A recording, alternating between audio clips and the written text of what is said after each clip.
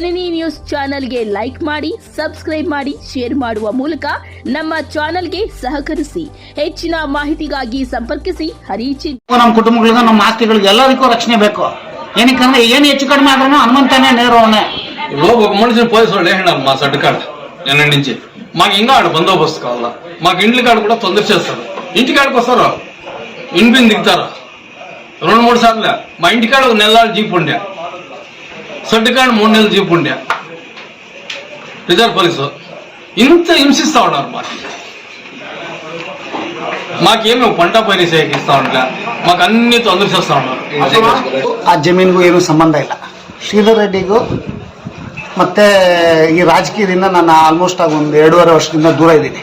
ನನಗಾಗ್ಲಿ, ಶಾಸಕರಿಗಾಗ್ಲಿ, ಗೋವಿಂದೇಗೌಡರಿಗಾಗ್ಲಿ ಯಾರಿಗೂ ಸಂಬಂಧ ಇಲ್ಲ. ನಾವು ಯಾರು ನಾನು ಹೋಗ್ತಾ ಇಲ್ಲ. ತಮ್ಗೆಲ್ರಿಗೂ ಗೊತ್ತಿರೋದು, ಮಾಧ್ಯಮದವ್ರ ಮಿತ್ರರಿಗೆ ಎಲ್ರಿಗೂ ಗೊತ್ತಿರೋದು ಇದೆಲ್ಲ. ನಾನು ದೂರ ಉಳ್ಕೊಂಡಿದ್ದೀನಿ. ಬಟ್ ಆದರೆ ಇವಾಗ ನನ್ನ ಮೇಲೆ ಮಾಡಿದಾರಲ್ಲ ನಿನ್ನೆ ಆರೋಪ, ಆ ಇಬ್ಬರು ಯಾರನ್ನ ಕರ್ಕೊಂಬಂದು ಆರೋಪ ಮಾಡಿಸಿದಲ್ವ, ನನಗೂ ಅವ್ರಿಗೆ ಇಬ್ಬರಿಗೂ ನಾನು ಅವ್ರು ನನ್ನ ಜೀವನದಲ್ಲೇ ಇದುವರೆಗೂ ಅವ್ನು ನೋಡಿಲ್ಲ. ನಾನು ಇದುವರೆಗೂ ಅವ್ನು ನೋಡಿಲ್ಲ, ಅವ್ನು ಮಾತಾಡೋದಿಲ್ಲ.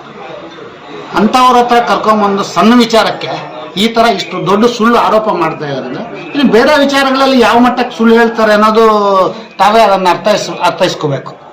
ಅವ್ರು ಇನ್ನೊಂದೇನಂದರೆ, ಇವಾಗ ಈ ವಿಚಾರದಲ್ಲಿ ಗೋವಿಂದಗೌಡರು ಮತ್ತು ಶಾಸಕರನ್ನ ತಳಕಾಕಿದ್ರೆ, ಇವ್ರೇನೋ ದೊಡ್ಡ ದೊಡ್ಡವ್ರ ಮೇಲೆ ಆರೋಪ ಮಾಡಿ ಈ ಗಿಮಿಕ್ ರಾಜಕಾರಣ ಮಾಡೋದು, ಬ್ಲ್ಯಾಕ್ ಮೇಲ್ ತಂತ್ರ ಮಾಡೋದು, ಇದೆಲ್ಲ ಕರೆಕ್ಟ್ ಅಲ್ಲ. ಇವಾಗ ನಮಗೇನಕ್ಕೆ ನಾವೇನಾದ್ರೂ ಅವ್ರ ಬಗ್ಗೆ ಏನಾದರೂ ಮಾತಾಡಿದ್ವಿ ಎಲ್ಲಾದರೂ? ನಾವೆಲ್ಲೂ ಯಾರ ಹತ್ರನೂ ಹನುಮಂತಪ್ಪನ ಗುರು ಬಗ್ಗೆ ಎಲ್ಲೂ ಮಾತಾಡಿಲ್ಲ. ನಮಗೆ ಅವಶ್ಯಕತೆನೂ ಇಲ್ಲ.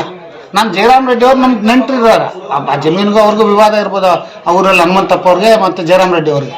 ಬಟ್ ಅದು ಬಿಟ್ಬಿಟ್ಟು ಅದನ್ನು ನನಗೆ ತಗೊಂಬಂದು ಸುಮ್ಮನೆ ನಾನು ಮಾತಾಡದೇ ಇರೋ ವಿಚಾರನ ತಗೊಂಬಂದು ಶ್ರೀಧರ್ ರೆಡ್ಡಿ ಹೆಂಗೆ ಮಾತಾಡ್ದೆ ಹಿಂಗೆ ಮಾತಾಡ್ದೆ ಅಂತ ಹೇಳೋದು కరెక్ట్ అಲ್ಲ. హింసించేది మాది. ఇప్పుడు మా అన్నదమ్ములు మేము 3, మా అన్నదమ్ములు పట్ల 3 ఏళ్ళ నుంచి మేము ఎవరు పట్ల చేయకుండా, మాకెవరు కూలికి రాకూడదు, వాళ్ళు వచ్చి మమ్మల్ని మాట్లాడకూడదు. ఎవరన్నా మాతో మాట్లాడితే 5,000 ఫైన్, మా ఇంటికి వస్తే 5,000 ఫైన్. మా ఇంటికి ఊరు నెల్లి నీళ్ళు వస్తాయి, నెల్లి నీళ్ళు ఇడిచేలే. ఊరికి మేము దేవస్థానం ఏడా పూజ చేయకపోకూడదు. మేము కట్టిన దేవస్థానంలో మేము పూజ చేయకపోతే బిగ్ మేసి మమ్మల్ని గలాట్ చేయరు. పోలీస్ కంప్లైంట్ ఇచ్చా, నాకు పోలీసు వాళ్ళు వచ్చి నాకు ఏమో దీనికి సంబంధం పోండి. ఇట్లా మాకు లేని హింసిస్తా ఉండేది. మాకు ఇప్పుడు కోర్టు 3 ఏళ్ళ నుంచి నడుస్తూ ఉంది కదా, కోర్టుకి రావాలి కదా, చూడాలి కదా. ఇప్పుడు హైకోర్టుకి పోయింది, వాళ్ళే వేసింది అప్పీల్లో. ఇప్పుడు ఈ కోర్టులో వేసిరి, అన్ని కోర్టులన్నా ఇప్పుడు 4 కోర్టులు ఏంటంటే మీకు ఆ కోర్టులన్నా మీది కాదే కదా. ఇప్పుడు మాకేమో తొందర చేయకొస్తారా? ఇప్పుడు లేదు, తహసీల్దార్ కూడా ఉంది. మా డాక్యుమెంట్ నిజమా తౌళ అని తెలుసుని, మాది కాదని చెప్పి, నేను కాదు పప్ప అని చెప్పి మాతో డాక్యుమెంట్లు అంతా ఉంది. ఇప్పుడు ఏం చెప్తాను, తహసీల్దార్ ఏం చెప్తుంది, మీ పైలు ఏడ పొజిషన్ పత్తలేదు, నేను ఇప్పుడు ఎత్తులాడిస్తామో అని నేను చెప్పి ఇచ్చేస్తా ఉన్నారు. ఇప్పుడు ఖాతా చేసి మాకు తొందర లేకుండా మాకు ఇచ్చేయండి. హనుమంతుడు ఇప్పుడు వీళ్ళందరినీ ఒకరిచ్చేది. ఇది రాజకీయ నాయకుల మీద ఊరికే తరకన్నా, ఇప్పుడు గవర్నమెంట్ చెప్పేది, మేడం మేము చెప్పేది, ఎమ్మెల్యే మీద, వీళ్ళ మీద ఇట్లా తప్పు ప్రహారం చేయదు. ఏమంటే వాళ్ళ మీద తప్పు ప్రహారం చేస్తే ఈయనకేమో బహుమానం వచ్చి ఇచ్చేస్తామో, మమ్మల్ని డౌన్ చేయాలనేది. ಅದು ಮಾತು ಹೇಳಿದವರು ಅವ್ರು ನನ್ನ ಜೀವನದಲ್ಲಿ ಇದುವರೆಗೂ ನೋಡಿಲ್ಲ. ಅದು ಯಾರು ಬಂದು ಹೇಳ್ತಾ ಇದ್ದಾರೋ ಅವರು ನಾನು ಇದುವರೆಗೂ ನನ್ನ ಜೀವನದಲ್ಲಿ ಹೇಳಿಲ್ಲ. ಅದು ಯಾರೋ ಇಬ್ಬರು ಹೆಸರು ಹಾಕಿದ್ದಾರಲ್ಲ, ಅದರಲ್ಲಿ ಅವರಿಬ್ಬರನ್ನು ನನ್ನ ಜೀವನದಲ್ಲಿ ಇದುವರೆಗೂ ಮಾತಾಡಿಲ್ಲ. ಅವ್ನು ಯಾರು ಅಂತೂ ನನಗೆ ಗೊತ್ತಿಲ್ಲ. ನಾನು ಅದನ್ನೇ ಹೇಳ್ತಾರೋ, ಹನುಮಂತಪ್ಪ ಇಂಥ ಚೀಪ್, ಇದು ಇಂಥ ಸಣ್ಣತನಕ್ಕೆ ಇಳಿಬಾರ್ದು. ಅವರು ಬೇರೆಯವ್ರನ್ನ ಯಾರನ್ನ ಕರ್ಕೊಂಬಂದು ಹೇಳಿಸೋದು, ಈ ಥರ ಈ ಒಂದು ಇದರಲ್ಲಿ ಕೆಲಸ ಮಾಡೋರು, ಒಂದು ಸಮಾಜದಲ್ಲಿ ಕೆಲಸ ಮಾಡೋರು ಇಂಥ ಸಣ್ಣತನಕ್ಕೆಲ್ಲ ಇಳಿಬಾರ್ದು. ಏನಾದರೂ ಇದ್ರೆ ಕೂತ್ಕೊಂಡು ಸಾಮರಸ್ಯವಾಗಿ ಯಾರಾದರೂ ಜಯರಾಮ್ ರೆಡ್ಡಿ ಅವರೆಲ್ಲ ಕೂತ್ಕೊಂಡು ಅವರು ವಿಚಾರ ಆಗಿದ್ರೆ ಅವ್ರು ಬಗೆಹರಿಸ್ಕೋಬೇಕು. ಅದನ್ನು ಬಿಟ್ಟು ಬೇರೆಯವ್ರ ಮೇಲೆ ಚೆಲ್ಲೋದು, ಇವಾಗ ನನ್ನ ಮೇಲೆ ಚೆಲ್ಲೋದು, ನನ್ನನ್ನು ತೇಜೋವಧೆ ಮಾಡೋದು, ಇದೆಲ್ಲ ಕರೆಕ್ಟ್ ಅಲ್ಲ. ಅವ್ರಿಗೆ ಇವಾಗ ನಾನು ಹೇಳ್ತೀನಿ, ನಾನು ಮಾತಾಡಿದ್ದೀನಿ ಅಂತ ಅವ್ರ ಹತ್ರ ಇಲ್ಲ ಫೋನ್ ಆದರೂ ರೆಕಾರ್ಡ್ ಇರಬೇಕು, ಇಲ್ಲ ನನಗೆ ಅವ್ರ ಪರಿಚಯದಸ್ತಲ್ಲ ಆದರೂ ಆಗಿರ್ಬೇಕು. ಹೌದಲ್ಲಪ್ಪ? ಅವಾಗಲೇ ಅಲ್ವಾ ಯಾರಾದರೂ ಮುಖಾಮುಖಿ ಮಾತಾಡ್ಕೊಡೋದಕ್ಕಾಗುತ್ತೆ. ನನಗೆ ಪರಿಚಯನೇ ಇಲ್ಲ, ನಾನು ಅವ್ರನ್ನ ಮಾತಾಡಿಸಿಲ್ಲ, ಅಂಥವ್ರ ಹತ್ರ ಕರ್ಕೊಂಬಂದು ಹೇಳಿಸ್ತಾರಂದ್ರೆ ಇವರೆಲ್ಲ ಯಾವ ಮಟ್ಟಕ್ಕೆ ಸುಳ್ಳು, ఈ కుతంత్ర ಇದೆಲ್ಲ ಮಾಡೋದಕ್ಕೆ ಹೊರಟಿದ್ದಾರೆ ಅಂತ ನೀವೇ ಅರ್ಥೈಸ್ಕೋಬೇಕು. అవుతుంది కదా. ఇప్పుడు కోర్టులో పోయి స్టేట్మెంట్ ఇచ్చిందని మేము డాక్యుమెంట్ అంతా ఎత్తుకోవచ్చు, మళ్ళీ గలాట్ చేయాలని చెప్పేసి వీళ్ళ మీద కేసులు వేయాలని చెప్పేసి మళ్ళీ ప్రయత్నం చేయండి. ఎమ్మెల్యే మీదను గవర్నమెంట్ ఊరికే చుళ్ళు కేసులు ఎంత చెప్తా ఉండేది. ఏమీ లేదు పాపం, వాళ్ళు ఏం చేసింది ఏమీ లేదు. వాళ్ళ దగ్గర నిన్న మాట్లాడిన మాటలంతా వీడి తప్పు మాటలు మాట్లాడిందే కానీ అనమా తప్ప నిజం ఒకటి లేదు దాంట్లో. 100కి 1 మాట కూడా నిజం లేదు, అంతా తప్పే చెప్తా ఉంటాడు. ఇప్పుడు మేము అర్ధ భాగం ఉంటే మా కోర్టులో ఏమైందే? అర్ధ భాగం పెట్టమని చెప్పిందా? మా జమీన్ మాకు అయింది 62, 63లో మాకు మంజూరైంది.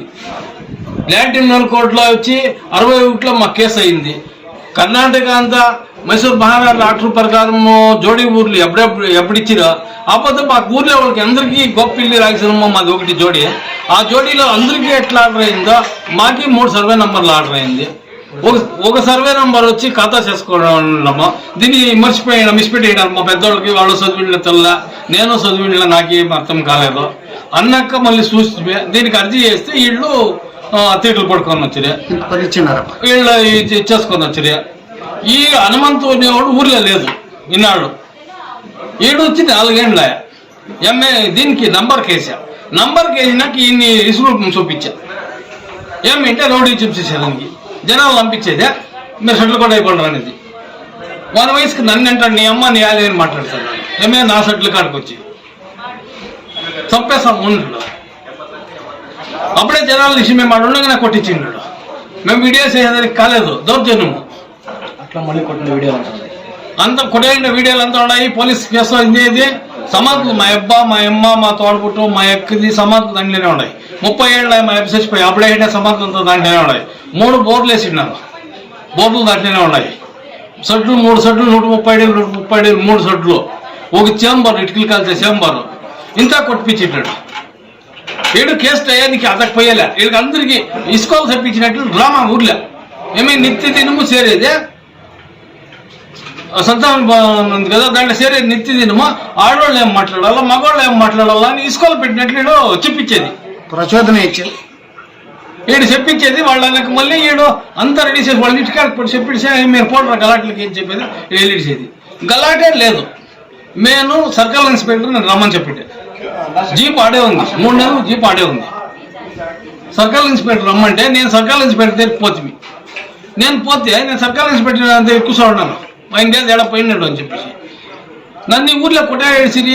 మేము అని చెప్పి అట్రాసిటీ కేసు వేసిరి మా 5 మీద. మా కొడుకులు 2, మా తమ్ముడు మా ఆయన కొడుకు పోయినా అట్రాసిటీ కేసు. మేము ఆడే ఉన్నాము, స్టేషన్ దగ్గరే ఉన్నాము. మా మీద అట్రాసిటీ కేసు.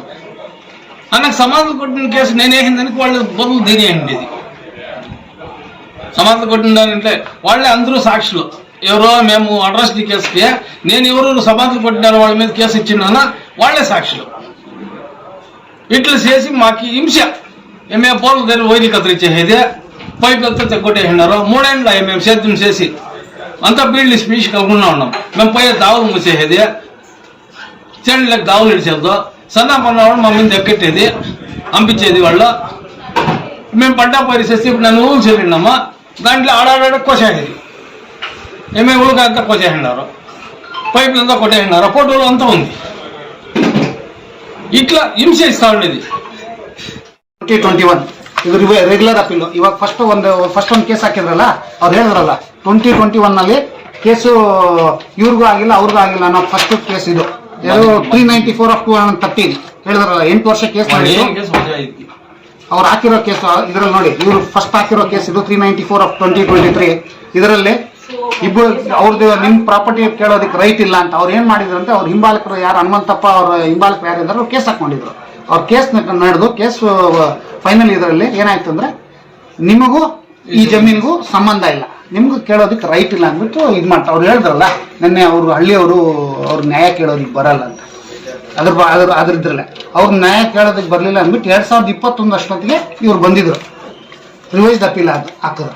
ರಿವೈಸ್ಡ್ ಅಪೀಲ್ ಯಾರು ಹಾಕಿದ್ರು? ಜಯರಾಮ್ ರೆಡ್ಡಿ ಅವರು ಕಂಟೆಸ್ಟ್ ಮಾಡಿರ್ತಾರೆ. ಯಾರು ಅಪೋಸಿಟ್ ಪಾರ್ಟೀಸ್ ಅವರು ಕಂಟೆಸ್ಟ್ ಮಾಡಿದ್ರು. ಕಂಟೆಸ್ಟ್ ಮಾಡಿದಾಗ ಈ ಥರ ಆರ್ಡರ್ ಆಯಿತು.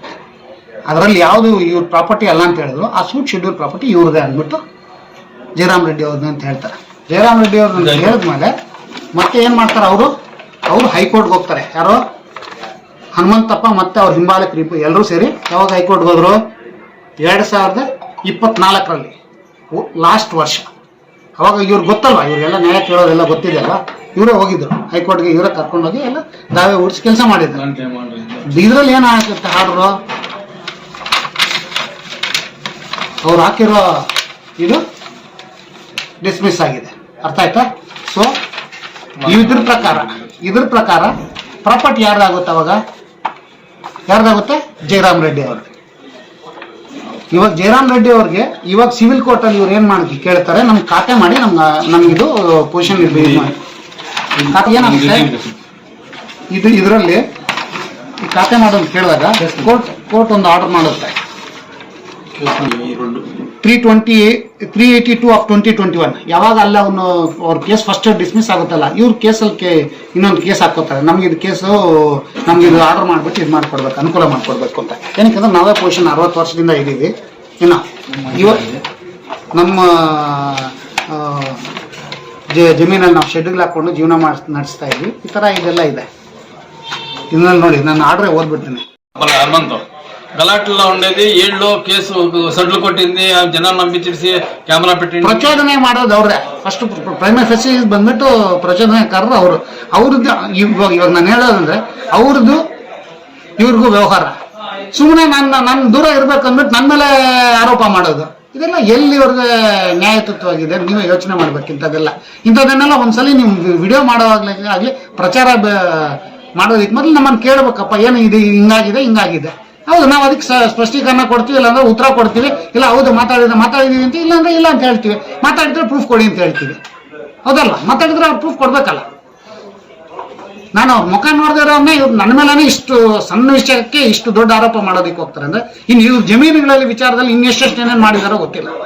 ನಮ್ಗೆ ಅದನ್ನು ತಿಳ್ಕೊಂಡ್ರೆ ಭಯ ಆಗ್ತದೆ. ಇವಾಗ ನಮ್ಗೇನು ಗೊತ್ತಾ, ಇನ್ನೊಂದು ಆತಂಕ ಏನು ಗೊತ್ತಾ, ನಮ್ಗೆ ನಮ್ಮ ಮೇಲೆ ಅಟ್ರಾಸಿಟಿ ಕೇಸುಗಳು, ಕ್ರಿಮಿನಲ್ ಕೇಸುಗಳು, ಅದೆಲ್ಲ ಇನ್ನು ಹನುಮಂತಪ್ಪ ಮತ್ತು ಅವ್ರ ಹಿಂಬಾಲಕರು ಏನೇನಾದ್ರು ಕೇಸುಗಳು ಹಾಕ್ಬಿಟ್ರೆ ಇದರಿಂದ ಎಲ್ಲ ನಮ್ಗೆ ತಾಲೂಕು ಆಡಳಿತ ಆಗಲಿ ಪೊಲೀಸ್ ಇಲಾಖೆ ಆಗಲಿ ನಮ್ಗೆ ರಕ್ಷಣೆ ಕೊಡಬೇಕು. ಇವರಿಂದ ನಮ್ಗೆ ಏನಾದ್ರು ಹೆಚ್ಚು ಕಡಿಮೆ ಆದ್ರೆ ಕೂಡ ಹನುಮಂತಪ್ಪನೇ ನೇರ ಹೊಣೆ, ಇನ್ನು ಬೇರೆ ಯಾರು ಅಲ್ಲ. ఇప్పుడు గలాట్ is hereby declared as the absolute owner of the suit scheduled property. The defendants number 1 to 3 ಅಂದ್ರೆ 1 ಅಂದ್ರೆ State of Karnataka, 2 Deputy Commissioner, 3 Tahsildar. Their subordinates, agents or servants or anybody acting on behalf of the dependents are hereby restrained from interfering in peaceful possession and enjoyment of plaintiff or the suit scheduled property by way of permanent injunction. The defendant number 1 to 3 are hereby directed to enter the khata of suit scheduled property in the name of plaintiff. Plaintiff ಬಂದ್ಬಿಟ್ಟು Jayaram Reddy. In its revenue records within 3 months from the date of this order by granting mandatory injunction against them. Office to draw decree accordingly. ಅರ್ಥ ಆಯ್ತಾ? ಇವ್ರಿಗೆ permanent injection ಆಗಿದೆ. ತಹಸೀಲ್ದಾರ್ ಅವ್ರ ಮೇಲೆ mandate injection ಜಾರಿ ಮಾಡಿದೆ court.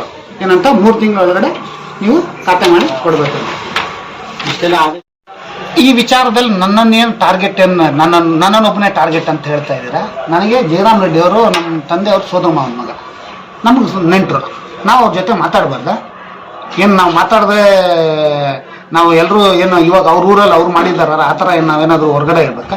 ಏನು ನೀವು ಸಂವಿಧಾನದ ಹಕ್ಕನ್ನೇ ಕಸ್ಕೋತೀರಾ? ನಾವು ಹಂಗಂದ್ರೆ ನಮ್ಗೇನು ಫ್ರೀಡಮ್ ಇಲ್ವಾ ನಮ್ಮವ್ರ ಜೊತೆ ನಾವು ಮಾತಾಡೋದಕ್ಕೆ? ನಾವು ಮಾತಾಡೋದನ್ನು ನೀವು ಈ ಮಟ್ಟಕ್ಕೆ ಸುಳ್ಳು ಆರೋಪ ಮಾಡಿ ವ್ಯವಸ್ಥಿತ ಪಿತೂರಿ ನಡೆಸಿ ನಮ್ಮ ಮೇಲೆ ಅಪಪ್ರಚಾರ ಮಾಡೋದಕ್ಕೆ ಹೊರಟಿದ್ದೀರಲ್ಲ, ನೀವಿನ್ನೇನು ಮಾಡೋದಕ್ಕೆ ಹೇಸ್ತೀರಾ? ಶಾಸಕರಿಗೂ ಇದಕ್ಕೂ ಸಂಬಂಧ ಇಲ್ಲ. ನಾನು ನಿಮ್ಗೆಲ್ರಿಗೂ ಗೊತ್ತಿರೋ ಪ್ರಕಾರ ನನ್ನ ಶಾಸಕರ ಹತ್ರ ಎಷ್ಟು ದಿವಸ ಆಯ್ತು ನಾನು ಹೋಗಾದರೂ ಒಡನಾಟ ಇಟ್ಕೊಂಡು ಎಷ್ಟು ದಿವಸ ಆಯ್ತು ನಿಮ್ಗೆಲ್ರಿಗೂ ಗೊತ್ತದೆಲ್ಲ. ನಾನೇನು ಪ್ರತ್ಯೇಕವಾಗಿ ಹೇಳಬೇಕಾಗಿಲ್ಲ, ನಿಮ್ಗೆಲ್ರಿಗೂ ಅದ್ರ ಬಗ್ಗೆ ಗೊತ್ತು. ನಾನು ರಾಜಕೀಯದಿಂದನೇ ದೂರ ಉಳ್ಕೊಂಡಿದ್ದೀನಿ. ನನ್ನ ಪಾರ್ಟಿನಲ್ಲಿದ್ದರೆ ಕೂಡ ರಾಜಕೀಯದಿಂದ ದೂರ ಉಳ್ಕೊಂಡಿದ್ದೀನಿ. ಒಂದಿನ ನಾನು ಆರಾಮಾಗಿ ದೂರನೇ ಉಳ್ಕೊಂಡಿದ್ದೀನಿ. ನಾನು ಎಲ್ಲೂ ಸಕ್ರಿಯವಾಗಿ ರಾಜಕಾರಣದಲ್ಲಿ ನಾನು ಇನ್ವಾಲ್ವ್ ಆಗ್ತಾ ಇದ್ದೀನಿ. ಶಾಸಕರ ವಿನಾಕಾರಣ ಇವರು ಹೇಳ್ಕೊಂಡು ಶಾಸಕರ ಮೇಲೆ ನಾವು ಇದು ಮಾಡ್ತಾ ಇದೀವಿ, ಹೋರಾಟ ಮಾಡ್ತಾ ಇದೀವಿ ಅಂತ ಇದು ಗಿಮಿಕ್ ಪ್ರಚಾರ ಇಟ್ಸ್ಕೊಳ್ಳೋದಕ್ಕೆ ಈ ಥರ ಮಾಡ್ತಾ ಇದ್ದಾರೆ. ಸುಮ್ಮನೆ ಬೇರೆಯವ್ರನ್ನ ನಾನು ಹೇಳಿದ ಸಣ್ಣ ವಿಷಯಕ್ಕೆ ಸುಳ್ಳು ಆರೋಪ ಮಾಡಿರೋರು ಇಂಥದ್ರಲ್ಲಿ ಶಾಸಕರನ್ನು ಮತ್ತೆ ಗೋವಿಂದಗೌಡರನ್ನು ಇವನ್ನೆಲ್ಲ ಸುಮ್ಮನೆ ಬೇಕಂತಾನೆ ವಿನಾಕಾರಣ ಆರೋಪ ಮಾಡೋದು. ಇವರಪ್ಪ ಏನಪ್ಪ ಇದು ಅಂದರೆ ನಾನು ಸುಮ್ಮನೆ ಅವ್ರ ಮೇಲೆ ಮಾಡ್ತಾ ಇದ್ದೀನಿ ಅಂತ ಹೇಳೋದು. ಇದರಲ್ಲಿ ಏನಾದರೂ ಉರುಳಿದ್ರೆ ಮಾತಾಡಿ. ಇವಾಗ ಅದ್ಯಾರೋ ಹೇಳ್ತಾ ಇದ್ರು ಇವರು ನನ್ಗೆ ರಾಜಿ ಮಾಡೋದಕ್ಕೆ ಕರೆದಿದ್ರು. ಯಾರೋ ರಾಜಿ ಗೀಜಿ ಏನಿಲ್ಲಪ್ಪ ಇದರಲ್ಲಿ. ನಾನೇನು ಹೇಳ್ತಾ ಇದ್ದೆ, ಅರ್ಧ ಬಿಡ್ತೀವಿ ಅರ್ಧ. ಇದು ಯಾರ್ದೇನು ಆಸ್ತಿ ಅಲ್ಲ, ಇವ್ರಿಗೆ ಗ್ರಾಂಟ್ ಆಗಿರೋದು. ಅವ್ರಿಗೆ ಕೋರ್ಟ್ ಹೇಳಿದೆ ಅವ್ರದ್ದೇ ನಿಮ್ಮದೇ ಜಮೀನು ಅಂತ ಹೇಳಿದ್ಮೇಲೆ ನಾವು ಯಾರ ಹತ್ರ ರಾಜಿಗೆ ಹೋಗೋ ಅವಶ್ಯಕತೆ ಇಲ್ಲ. ದೇವಸ್ಥಾನ ಇದೆ, ಇದು ಇವರೇ ಕಟ್ಟಿರೋ ದೇವಸ್ಥಾನನೇ. ಅದರಲ್ಲಿ ದೊಡ್ಡ ಸುಮಾರಾಗಿರೋ ದೇವಸ್ಥಾನ ಇವರೇ ಕಟ್ಟಿರೋದು, ಟೈಲ್ಸ್ ಎಲ್ಲ ಹಾಕಿ ಕಟ್ಟಿರೋದು ಇವರೇ, ಅವ್ರು ಯಾರು ಕಟ್ಟಿಲ್ಲ. ಅದನ್ನು ಮುಂದುವರ್ಸ್ಕೊಂಡು ಹೋಗ್ತಾರೆ. ಅದೇನಿದೆ ಅದು ಹೆಂಗ್ ನಡಿಬೇಕು ನಡೀಯುತ್ತೆ. ನಾವೆಲ್ಲರೂ ಹೇಳ್ತಾ ಇರೋದು ಏನು ಕೋರ್ಟ್ ಹೇಳುತ್ತೆ ಅದ್ರ ಪ್ರಕಾರ ನಡ್ಕೊಂಡು ಹೋಗ್ಬೇಕು ಅಷ್ಟೇ. ನಾವ್ಯಾರು ನಂದು ವೈಯಕ್ತಿಕನೂ ಅಲ್ಲ, ಇವ್ರದ್ದು ವೈಯಕ್ತಿಕನೂ ಅಲ್ಲ, ಅವ್ರದ್ದು ವೈಯಕ್ತಿಕನೂ ಅಲ್ಲ. ಅವ್ರಿಗೇನೋ ಸಂಧಾನ ಕುದುರಿದ್ರೆ ಅವ್ರದ್ದು ವಿಚಾರ. ಅದು ಬಿಟ್ಬಿಟ್ಟು ನಮ್ಮನ್ನು ಸುಮ್ಮನೆ ಸೆಂಟ್ರಲ್ ಹೇಳ್ಕೊಂಬರೋದು, ನನ್ನನ್ನಾಗ್ಲಿ ಮತ್ತೆ ಶಾಸಕನಾಗ್ಲಿ ಮತ್ತೆ ಗೋವಿಂದಗೌಡರನ್ನ ಏನು ವಿನಾಕಾರಣ ಅಲ್ವಾ, ಸುಮ್ಮನೆ ಗಿಮಿಕ್ ಅಲ್ವಾ, ಸುಮ್ಮನೆ ಯಾರ ಮೇಲೆ ಅಫಿಷಿಯಲ್ಸ್ ಮೇಲೆ ಪ್ರೆಷರ್ ಹಾಕೋದಕ್ಕೆ ನಾನು ಇವ್ರ ಮೇಲೆನೆ ಗಲಾಟೆ ಮಾಡ್ತಾ ಇದ್ದೀನಿ ಅಂತ. ಇದೆಲ್ರಿಗೂ ತೋರಿಸೋದು ಎಲ್ರಿಗೂ ಅರ್ಥ ಆಗುತ್ತೆ. ಅದು ಅರ್ಥ ಮಾಡ್ಕೋಬೇಕು ಜನರು. ಇನ್ನೊಂದು ಊರವರು ಅರ್ಥ ಮಾಡ್ಕೋಬೇಕು. ನಿಮ್ಮೂರಲ್ಲಿ ನೀವೆಲ್ಲ ಹೋಗ್ಬಿಟ್ಟು ಹೊಡೆದ್ಬಿಟ್ಟು ಕೇಸ್ಗಳು ಹಾಕಿದ್ದೀರಾ, ಅವ್ರ ಮೇಲೆ ಏನು ಕೇಸ್ ಆಗಿದೆ ಯೋಚನೆ ಮಾಡಿ. ನಿಮ್ ಮುಂದ್ಗಡೆ ನಡ್ಸೋನ್ ಲೀಡ್ರು, ಹಿಂದ್ಗಡೆ ಇರೋನಲ್ಲ ಏನಪ್ಪ, ಅದೆಲ್ಲ ಅವ್ರಿಗೂ ಅರ್ಥ ಆಗ್ಬೇಕು ಅಂತ. 2021ರಲ್ಲಿ ಯಾವಾಗ ಫಸ್ಟ್ ಕೇಸು ಇದಾಯ್ತು, ಅವ್ರು ನಿಮ್ದೆಲ್ಲ ಆಸ್ತಿ ಸರ್ಕಾರದ್ದು ಅಂತ ಹೇಳಿದ ತಕ್ಷಣ ಇವ್ರು ಏನ್ ಮಾಡಿದ್ರು,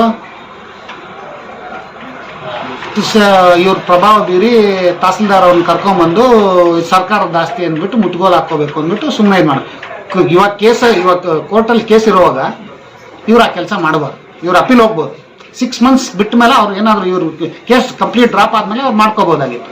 ಬಟ್ ಆದ್ರೆ ಇವ್ರೇನ್ ಮಾಡಿದ್ರು, ಇಮಿಡಿಯೇಟ್ ಆಗಿ ಎಲ್ಲ ಮಾಡಿ ಇವ್ರು ತೊಂದರೆ ಮಾಡಬೇಕು ಅನ್ನೋ ದುರುದ್ದೇಶದಿಂದ ಅಲ್ಲಿ ಹೋಗ್ಬಿಟ್ಟು ಆ ತರ ಬೋರ್ಡ್ ಹಾಕಿ ಇದು ಮಾಡಿದ್ದಾರೆ. ಇವಾಗ ಈ ಆರ್ಡರ್ ಪ್ರಕಾರ ಏನಾಗುತ್ತೆ, ಆ ಬೋರ್ಡ್ ಹಾಕಿರೋದಕ್ಕೆ ಕೋರ್ಟ್ಗೆ ಹೋಗಿರೋದು ನಮ್ ಜಾಸ್ತಿ ಅಂತ. ಅವಾಗ ಏನ್ ಹೇಳಿದ್ದೆ ಕೋರ್ಟ್ ನಿಮ್ಗೆ ಆದೇಶನ ಓದಿದೆ ಅಲ್ಲ, ಶೆಡ್ಯೂಲ್ ಪ್ರಾಪರ್ಟಿ ಅವ್ರದ್ದು ಅಂತ ಹೇಳಿದೆ. ಆ ಬೋರ್ಡ್ ಯಾವಾಗ ಇವರೇ ಬಂದು ತಗೊಂಡು ಹೋಗ್ಬೇಕಷ್ಟೆ, ಹೌದಲ್ವ? ಇವಾಗ ಈ ಆರ್ಡರ್ ಮೇಲೇನು ಮೇಡಮ್ ಅವರು ಅಪೀಲ್ ಹೋಗಿದ್ದಾರೆ. ಯಾವುದೋ ಈ ಆರ್ಡರ್ ಮೇಲೇನು ಅಪೀಲ್ ಹೋಗಿದ್ದಾರೆ. ಆದ್ರೆ ಆರ್ಡರ್ ಪಾಲನೆ ಮಾಡಲಿ, ಅಪೀಲು ಹೋಗ್ಲಿ, ನಾವು ರಿಕ್ವೆಸ್ಟ್ ಮಾಡಿದ್ದೀವಿ. ಕೋರ್ಟ್ ಏನು ಹೇಳಿದೆ ಅದ್ರ ಪ್ರಕಾರ ನೀವು ಖಾತೆ ಮಾಡಿ. ಅಪೀಲ್ ಹೋದ್ರೆ ಒಂದ್ ವೇಳೆ ಅಪೀಲ್ ಹೋಗಿರೋ ಕೋರ್ಟಲ್ಲಿ ನಿಮ್ದಾದ್ರೆ ಖಾತೆ ಕ್ಯಾನ್ಸಲ್ ಮಾಡಾಕಿ, ನಾವೇನು ಬೇಡ ಅಂತ ಹೇಳ್ತಲ್ಲ. ನಾವು ರಿಕ್ವೆಷನ್ ಏನು ಕೊಟ್ಟಿದ್ದೀವಿ, ಖಾತೆ ಮಾಡಿ.